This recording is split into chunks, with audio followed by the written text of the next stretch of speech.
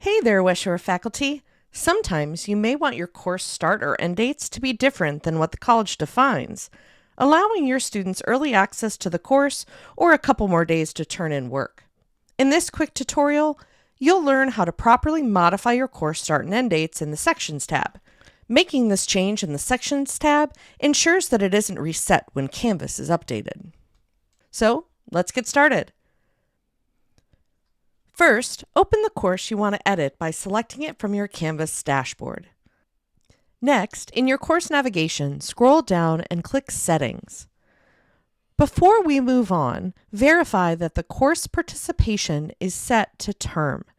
If not, please change it to Term now. You will see the start and end dates will be grayed out. If you've made this change, you'll need to click Update Course Details at the bottom of the screen to save it. Then, at the top of the Settings page, select the Sections tab. You'll see a list of sections for your course.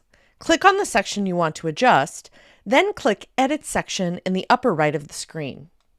For this tutorial, we're going to change the end date of the course.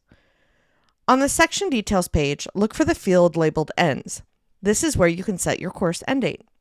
Click the calendar icon next to Ends and select your desired end date for the course. Make sure to update the time as well. It defaults to 12 a.m. if you leave it blank.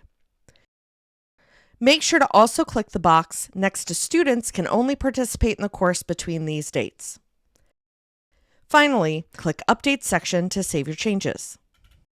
And that's it! You've successfully modified your course start or end date using the Sections tab in Canvas. If you have questions or need support, email the technical support team at techsupport@westshore.edu. Have a great semester!